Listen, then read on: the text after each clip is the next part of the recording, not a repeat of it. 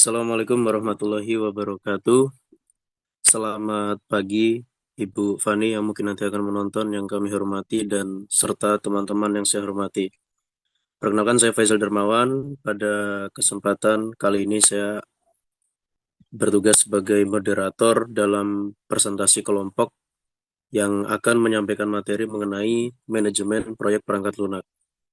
Jadi sebelum presentasi dimulai, izinkan saya sedikit membacakan susunan dalam rapat video ini. Mungkin pertama nanti pemaparan materi oleh kelompok penyaji.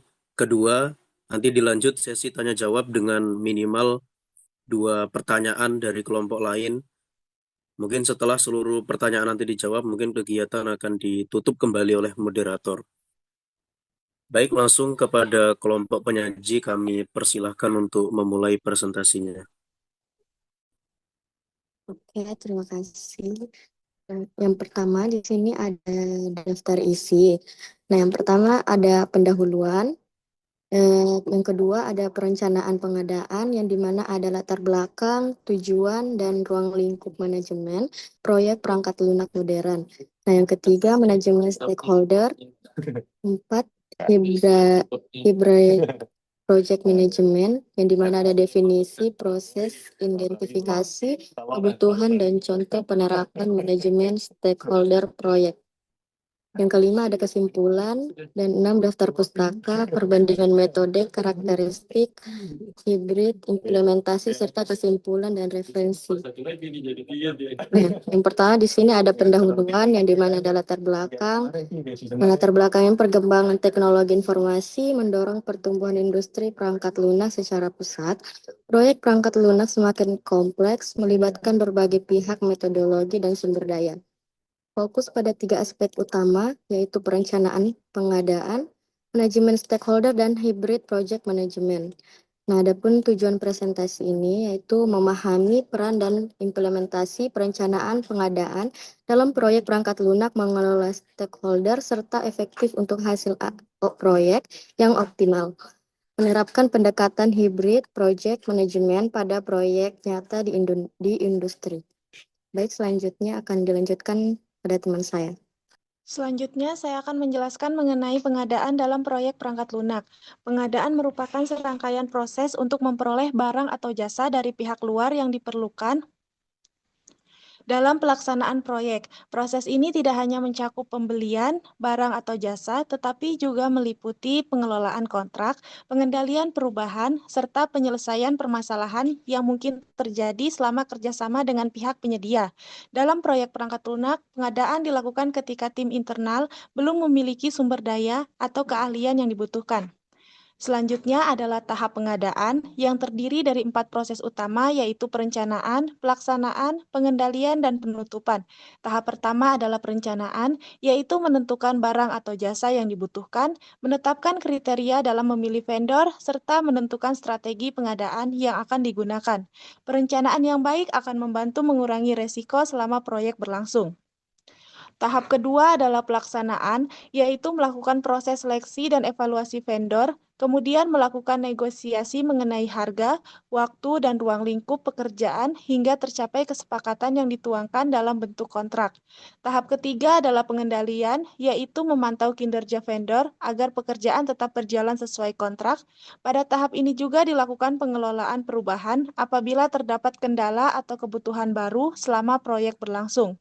Tahap terakhir adalah penutupan, yaitu memastikan seluruh pekerjaan telah selesai sesuai kesepakatan, melakukan verifikasi hasil, menyelesaikan kontrak, mendokumentasikan hasil, serta melakukan proses serah terima.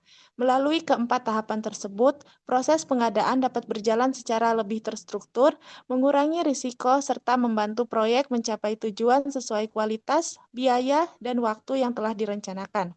Selanjutnya akan dijelaskan oleh teman saya. Selanjutnya ada identifikasi kebutuhan dan peran pengadaan dalam proyek perangkat lunak.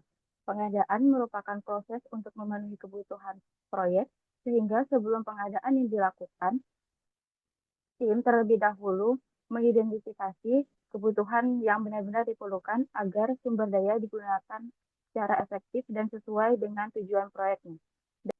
Dalam proyek perangkat lunak, kebutuhan tersebut dapat berupa layanan hosting, API untuk mendukung fitur tertentu, lisensi perangkat lunak, maupun tenaga ahli sesuai dengan ruang lingkupnya. Keberhasilan pengadaan juga dipengaruhi oleh beberapa faktor seperti kompetensi sumber daya manusia, manajemen kontrak, komunikasi dengan stakeholder, serta sistem informasi yang memadai. Jika kebutuhan telah diidentifikasi dengan jelas, tim akan lebih mudah untuk menyusun strategi pengadaan yang tepat. Oleh karena itu, pengadaan yang direncanakan dan dikelola dengan baik tidak hanya berfungsi sebagai proses administrasi saja, tetapi juga berkontribusi langsung terhadap efisiensi, kualitas, dan juga keberhasilan proyek perangkat lunak. Contoh dari penerapan pengadaan dalam proyek perangkat lunak ini ada sistem e-procurement berbasis web untuk PT Indofarma Polypet Indonesia menggunakan metode RAD atau Rapid Application Development dengan bahasa pemrograman PHP dan juga MySQL. Sistem ini dibuat untuk menggantikan proses yang sebelumnya dilakukan secara manual, sehingga sering terjadi keterlambatan dan juga kesalahan pencatatan. Dengan adanya sistem ini, proses pengadaan menjadi lebih terintegrasi, efisien, dan juga efektif, serta hubungan antara supplier dan juga perusahaan menjadi lebih kuat. Contoh tersebut menunjukkan bahwa prinsip pengadaan ini tidak hanya diterapkan dalam pengelolaan proyek saja, tetapi juga menjadi sistem yang dikembangkan untuk mengotomasi proses pengadaan di suatu organisasi. Selanjutnya akan dilanjutkan oleh teman saya. Selanjutnya adalah manajemen stakeholder. Jadi sebelum masuk ke pembahasan, saya akan menjelaskan dulu apa itu stakeholder. Stakeholder adalah individu atau kelompok yang punya keterlibatan dan kepentingan tertentu terhadap sebuah proyek. Mereka bisa jadi pihak yang ikut berkontribusi dalam jalannya proyek tersebut, atau bisa juga orang yang terdampak dari adanya proyek tersebut. Yang artinya, stakeholder itu tidak terbatas pada orang yang langsung mengerjakan atau mendanai proyek saja, tapi juga mencakup siapapun yang kepentingannya bisa terpengaruh, baik dari proses maupun hasil akhir dari proyek itu sendiri. Berikutnya di sini ada stakeholder dalam proyek yang dikelompokkan jadi 3 kategori. Yang pertama yaitu pemilik proyek dan komite pengarah. Kelompok ini tuh adalah pihak yang paling punya kuasa dan kepentingan dalam proyek. Jadi setiap keputusan besar yang ada di dalam proyek itu ada di tangan mereka. Yang kedua, pengguna hasil. Ini adalah orang-orang yang nantinya bersentuhan langsung dengan hasil akhir perangkat lunak yang dikembangkan. Dan yang ketiga adalah pelaksana proyek. Kelompok ini mencakup seperti tim developer, manajer proyek, sampai para ahli teknis yang nantinya akan mengurus segala sesuatu, mulai dari tahap perencanaan, proses pengerjaan, hingga proyek itu selesai. Oke. Selanjutnya, saya akan membahas teknik analisis stakeholder. Jadi setelah kita tahu siapa saja stakeholdernya, langkah berikutnya adalah menganalisis mereka, supaya kita tahu siapa yang perlu diprioritaskan dan bagaimana cara berkomunikasi yang tepat dengan masing-masing pihak. Jadi ada 4 teknik yang bisa digunakan. Yang pertama itu Power Interested Grid. Teknik ini menilai stakeholder dari 2 hal, yaitu seberapa besar kekuasaannya atau power yang dia punya dan seberapa besar kepentingannya terhadap sebuah proyek. Yang kedua, stakeholder circle. Ini teknik visual. Jadi, stakeholder digambarkan dalam sebuah lingkaran-lingkaran sepusat. Semakin dekat ke pusat lingkaran, berarti semakin besar pengaruh dan kedekatannya dengan proyek. Yang ketiga, stakeholder cube. Ini pengembangan dari yang pertama, Power Interest Grid tadi, tapi ditambah 1 penilaian lagi, yaitu attitude atau sikap stakeholder terhadap proyek. Contohnya apakah dia mendukung atau menentang. Jadi hasilnya lebih detail. Dan yang terakhir ada salience model. Teknik ini menilai stakeholder dari 3 hal, yaitu power, legitimasi atau keabsahan, dan urgensi, atau seberapa mendesak kebutuhannya. Jadi stakeholder yang memenuhi ketiga hal ini sekaligus jadi prioritas utama yang harus paling diperhatikan. Jadi keempat teknik ini pada dasarnya alat bantu yang punya tujuan yang sama, yaitu membantu tim proyek menentukan siapa yang harus diprioritaskan dan strategi komunikasi seperti apa yang paling cocok untuk masing-masing stakeholder. Sekarang kita masuk ke salah satu tools paling praktis dalam manajemen stakeholder, yaitu Power Interest Grid. Grid ini membagi stakeholder berdasarkan dua dimensi, power dan atau kekuatan, pengaruh mereka terhadap proyek, dan interest atau tingkat kepentingan mereka terhadap hasil proyek. Ada 4 kuadran yang perlu kita pahami. Yang pertama, kuadran dari kanan ke atas atau manage closely. Ini stakeholder dengan high power dan high interest. Contohnya project manager dan sponsor proyek. Mereka punya pengaruh besar dan sangat peduli dengan hasil. Strategi kita, libatkan mereka secara intensif dalam setiap keputusan penting. Komunikasi harus rutin dan detail. Yang kedua adalah kuadran dari kiri atas, keep satisfied. High power tapi low interest sepertinya, contohnya CEO atau regulator. Mereka punya kekuatan besar tapi tidak terlalu terlibat dalam detail harian. Strategi kita, jaga mereka tetap puas dengan update berkala, tetapi tidak perlu terlalu sering fokus pada hasil dan milestone besar. Yang ketiga, kuadran dari kanan bawah, keep informed. Low power, tapi high interest. Contohnya, tim developer atau QA. Mereka sangat peduli dengan proyek, tapi pengaruhnya terbatas. Strategi kita, beri informasi rutin supaya mereka tetap engagement dan produktif. Komunikasi dua arah penting di sini. Yang keempat, kuadran dari kiri ke bawah, monitor. Low power dan low interest, contohnya vendor kecil atau media. Mereka tidak terlalu berpengaruh dan tidak terlalu peduli. Strategi kita pantau secara minimal, update seperlunya saja. Dengan memahami posisi setiap stakeholder di grid ini, kita bisa mengalokasikan waktu dan energi komunikasi secara efisien, fokus ke paling kritikal tanpa mengabaikan yang lain. Selanjutnya akan dijelaskan oleh teman saya. Baik, pada slide ini saya akan menjelaskan mengenai definisi dan konsep hybrid project management. Yang pertama di sini, apa itu hybrid project management? Jadi, hybrid project management adalah pendekatan yang menggabungkan metode waterfall dan agile dalam satu proyek. Tujuannya bukan hanya menggabungkan kedua metode, tetapi memanfaatkan kelebihan masing-masing. Waterfall digunakan untuk membuat perencanaan yang terstruktur, sedangkan agile digunakan agar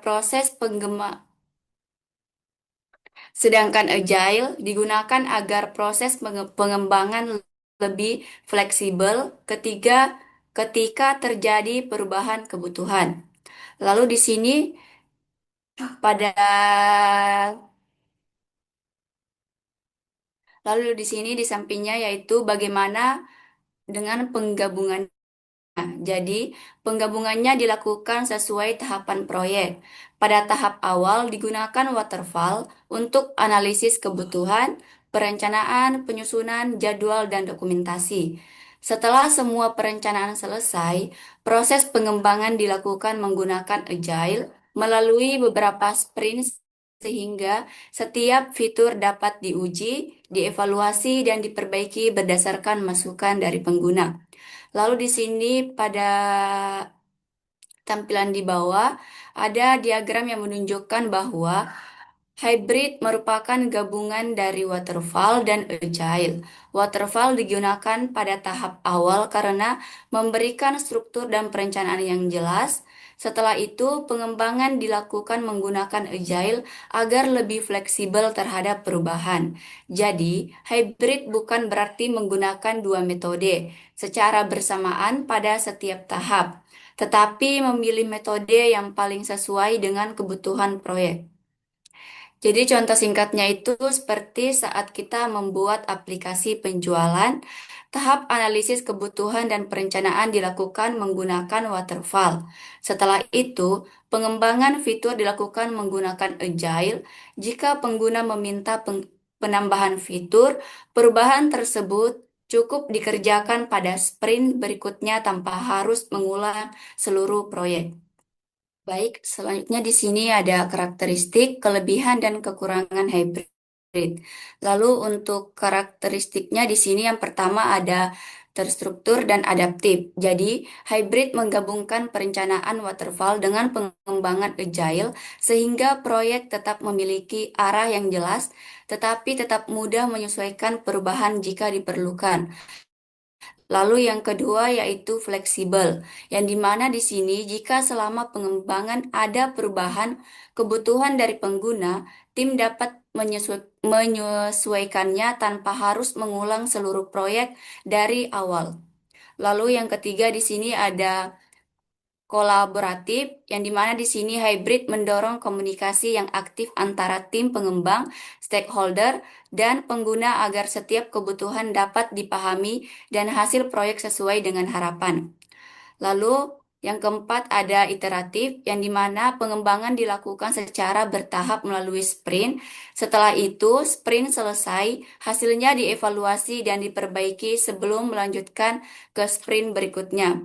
Lalu yang kelima yaitu dokumentasi tetap lengkap. Meskipun menggunakan agile, hybrid tetap mempertahankan dokumentasi yang lengkap agar proyek lebih mudah dikendalikan, dipantau, dan dipelihara. Lalu yang terakhir yaitu fokus pada kualitas dan risiko. Setiap tahap pengembangan selalu disertai pengujian dan evaluasi sehingga kualitas produk terus meningkat. Sementara risiko proyek dapat diminimalkan sejak awal. Lalu di sini ada kelebihan dan kekurangan. Kelebihannya itu yang pertama fleksibel dan adaptif terhadap perubahan. Jadi, hybrid memudahkan tim menyesuaikan perubahan kebutuhan pengguna tanpa harus mengulang seluruh proyek. Lalu yang kedua yaitu kualitas produk lebih terjamin. Jadi, setiap fitur diuji dan dievaluasi pada setiap sprint sehingga kualitas produk menjadi lebih baik. Lalu yang ketiga yaitu resiko proyek lebih rendah, yang dimana resiko dapat dikurangi karena proyek direncanakan dengan baik sejak awal dan dievaluasi secara berkala selama pengembangan. Lalu selanjutnya yaitu ada kepuasan pengguna meningkat, yang dimana di sini pengguna dapat memberikan masukan selama proses pengembangan sehingga pada hasilnya lebih sesuai dengan kebutuhan mereka. Lalu yang terakhir yaitu menggabungkan keunggulan waterfall dan agile, yang artinya hybrid menggabungkan struktur dan dokumentasi dari waterfall dengan fleksibel serta kemampuan beradaptasi dari agile. Lalu di sini ada kekurangannya. Yang pertama yaitu pengelolaan lebih kompleks, yang artinya karena menggabungkan dua metode, pengelolaan proyek menjadi lebih rumit dan membutuhkan koordinasi yang baik. Lalu yang kedua yaitu SDM harus kompeten di dua metode, yang artinya tim harus memahami waterfall dan agile agar hybrid dapat diterapkan secara efektif. Lalu yang ketiga yaitu komunikasi intensif yang diperlukan. Jadi, komunikasi antara tim dan stakeholder harus berjalan dengan baik agar tidak terjadi kesalahpahaman selama proyek berlangsung. Lalu yang keempat yaitu waktu adaptasi lebih lama. Jadi, tim memerlukan waktu untuk beradaptasi dengan cara kerja hybrid karena harus memahami dua pendekatan sekaligus. Lalu yang terakhir yaitu potensi biaya lebih tinggi, yang artinya biaya proyek bisa meningkat karena membutuhkan pelatihan, koordinasi, dan evaluasi yang lebih intensif. Lalu di sini pada gambar di samping yang menjelaskan di mana di sini ada tentang waterfall, agile, dan hybrid. Yang pertama di sini ada waterfall, yaitu simbol panah yang menunjukkan bahwa waterfall berjalan secara berurutan. Setiap tahap harus diselesaikan terlebih dahulu sebelum masuk ke tahap berikutnya. Karena metode ini cocok digunakan jika kebutuhan proyek sudah jelas sejak dari awal. Lalu di sini pada gambar yang kedua yaitu agile, yang dimana simbolnya itu lingkaran yang menunjukkan bahwa agile bersifat iteratif atau berulang.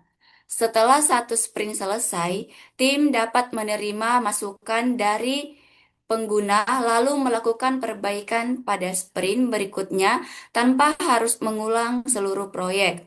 Lalu yang ketiga di sini hybrid. Nah, hybrid ini tuh merupakan gabungan dari keduanya, yang dimana waterfall digunakan untuk perencanaan yang struktur, sedangkan agile digunakan pada tahap pengembangan agar proyek tetap fleksibel terhadap perubahan. Dengan cara ini, proyek menjadi lebih terarah sekaligus mudah beradaptasi. Lalu selanjutnya akan dijelaskan oleh teman saya. Baik, sini saya akan menunjukkan proyek yang cocok dan contoh implementasi pada hybrid. Nah, hybrid project management cocok diterapkan pada pengembangan proyek lunak skala besar, transformasi digital perusahaan, proyek R&D dengan ketidakpastian tinggi, serta proyek dengan regulasi ketat yang membutuhkan dokumentasi lengkap namun tetap fleksibel dan eksekusi. Misalnya pada pengembangan proyek lunak skala besar, proyek ini bisa memiliki banyak fitur dan melibatkan banyak tim.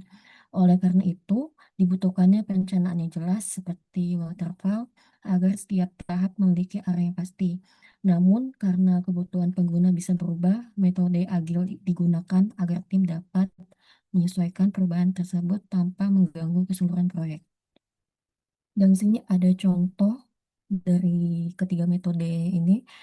Contohnya seperti sistem informasi akademik perguruan tinggi.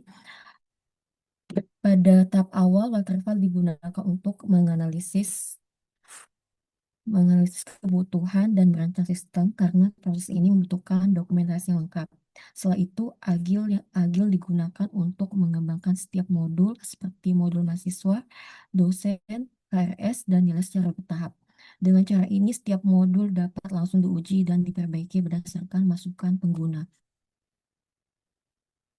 Jadi dari sebagai kesimpulan dari materi yang kami sampaikan, metode hybrid ini merupakan pendekatan yang menggabungkan keunggulan waterfall dan agile sehingga proyek dapat berjalan lebih terstruktur namun tetap fleksibel dalam menghadapi perubahan. Yang pertama ada keterkaitan 3 aspek utama. Pada poin pertama, jelaskan bahwa keberhasilan sebuah proyek tidak hanya bergantung pada metode yang digunakan, tetapi juga dipengaruhi oleh pengadaan yang baik, pengolahan stakeholder, dan penerapan metode hybrid. Ketiga aspek tersebut saling berkaitan. Jika salah satu tidak berjalan dengan baik, maka proyek berpotensi mengalami kendala. Contohnya misalnya jika komunikasi dengan stakeholder kurang baik, kebutuhan sistem bisa berubah tanpa adanya koordinasi sebagai proyek menjadi terlambat. Yang kedua, di sini ada perencanaan dan pengolahan efektif. Pada poin kedua ini dapat dipahami bahwa perencanaan yang matang menjadi dasar keberhasilan proyek. Dengan perencanaan yang jelas, tim mengetahui tujuan, jadwal, dan pembagian tugas. Selain itu, pengolahan stakeholder juga penting agar semua pihak memiliki pemahaman yang sama mengenai pengembangan proyek. Yang ketiga di sini ada hybrid, fleksibilitas, dan kontrol. Pada poin terakhir ini jelaskan bahwa keunggulan utama metode hybrid adalah mampu memberikan keseimbangan antara fleksibilitas dan kontrol. Waterfall memberikan struktur melalui dokumentasi dan perencanaan jelas, sedangkan agile memberikan fleksibilitas agar pengembangan dapat menyesuaikan perubahan kebutuhan pengguna. Baik, yang selanjutnya adalah daftar pustaka. Penting untuk saya sampaikan bahwa materi yang kami presentasikan ini bukanlah hasil yang dibuat-buat, tapi berdasarkan referensi yang kredibel dan terpercaya. dari peneliti-peneliti maupun tokoh-tokoh yang keren dan berpendidikan. Semua konsep, framework, dan best practice yang kami bahas bersumber dari literatur dan penelitian yang sudah teruji di bidang manajemen proyek dan perangkat lunak. Referensi lengkapnya bisa dilihat di slide ini. Ini menunjukkan bahwa pembahasan kita yang tadi memiliki landasan akademis dan praktis yang kuat. Baik, cukup sekian presentasi yang kami bisa berikan. Saya kembalikan ke moderator. Oke, baik. Terima kasih kepada kelompok 3 atas pemaparan materi yang telah disampaikan yang sangat luar biasa. Mungkin selanjutnya kita akan memasuki sesi tanya jawab sesuai ketentuannya. Sesi tanya jawab ini akan dibuka untuk minimal 2 pertanyaan dari kelompok lain. Mungkin bagi teman-teman yang ingin mengajukan pertanyaan, dipersilahkan mengangkat tangan terlebih dahulu atau memakai fitur raise hand pada Zoom. Selamat pagi, terima kasih kepada moderator atas kesempatan yang diberikan. Saya Islami Dinar Kinanti, perwakilan dari kelompok 5. Sebelumnya, saya ingin mengapresiasi materi luar biasa yang disampaikan oleh kelompok 3 mengenai pembahasan tadi. Pertanyaannya, mengapa proyek dengan tingkat ketidakpastian kebutuhan tinggi lebih cocok menggunakan pendekatan hybrid dibanding murni waterfall? Oke, terima kasih atas pertanyaannya dari Mbak Islamia. Mungkin kepada kelompok 3, kami persilakan untuk memberikan jawaban. Baik, terima kasih atas pertanyaannya. Mungkin menurut kelompok kami, karena waterfall murni ini mengharuskan seluruh kebutuhan didefinisikan di awal dan sulit mengakomodasi perubahan di tengah jalan tanpa biaya besar nih seperti atau reward, revisi, dokumen. Nah, jika ketidakpastian kebutuhan tinggi ini, definisi kebutuhan di awal berisiko meleset. Dengan hibrid, fase perencanaan awal tetap terstruktur atau mengurangi risiko ruang lingkup yang kabur. Tetapi fase pengembangan berjalan iteratif atau agile, sehingga tim bisa menyesuaikan solusi berdasarkan feedback nyata tanpa harus mengubah seluruh rencana proyek dari awal. Mungkin itu saja yang bisa kami jawab. Oke, terima kasih atas jawabannya. Mungkin apakah jawaban yang disampaikan sudah dapat menjawab pertanyaan dari penanya, Baik, Mbak terima Islamia? kasih atas jawabannya. Jawabannya sudah sangat jelas. Saya kembalikan ke moderator. Oke, selanjutnya saya persilahkan kepada penanya yang kedua, mungkin terakhir ya. Silakan memperkenalkan diri terlebih dahulu, nama dan dari kelompok mana, kemudian bisa langsung menyampaikan pertanyaannya. Baik, terima kasih. Perkenalkan, nama saya Alma Ina. Saya perwakilan dari kelompok 2. Pertanyaan dari saya, apa risiko utama jika manajemen stakeholder diabaikan dalam proyek perangkat lunak meskipun perencanaan pengadaan sudah baik? Oke, terima kasih atas pertanyaannya. Mbak Almaina, silakan dari kelompok penyaji, kelompok 3, bisa memberikan jawaban. Baik, saya akan izin menjawab. Sebelumnya terima kasih kepada Alma Ina, perwakilan dari kelompok 2 atas pertanyaannya.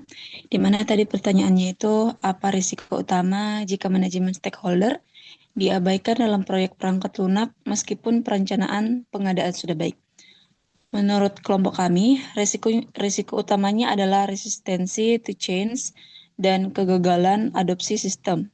Meski sistem selesai dibangun dengan sumber daya seperti vendor, tools, dan kontrak yang terkelola baik, jika pengguna akhir atau pemilik proyek tidak dilibatkan atau dikomunikasikan dengan baik, mereka bisa menolak menggunakan sistem, mengajukan perubahan, requirement di akhir proyek, atau scope creep, atau kehilangan dukungan politis atau anggaran karena merasa tidak dilibatkan dalam keputusan. Ini bisa membuat proyek dianggap gagal walaupun secara teknis selesai tepat waktu dan sesuai dengan anggaran. Mungkin itu bisa menjawab pertanyaan dari kelompok 2. Saya kembalikan ke moderator. Oke, terima kasih atas jawabannya. Mungkin dari penanya Mbak Almaina, apakah jawaban dari pemateri sudah bisa menjawab? Baik, terima kasih. Menurut saya dari pertanyaan yang saya berikan mungkin sudah bisa menjawab. Oke, baik. Terima kasih. Karena sesi tanya jawab sudah selesai, maka berakhirlah presentasi dari kelompok 3 pada kesempatan kali ini. Sekali lagi saya ucapkan terima kasih atas materi yang telah dipresentasikan serta teman-teman yang sudah berpartisipasi dalam sesi diskusi ini. Apabila mungkin terdapat kekurangan selama saya bertugas sebagai moderator, saya mohon maaf. Mungkin akhir kata saya tutup. Wassalamualaikum warahmatullahi wabarakatuh.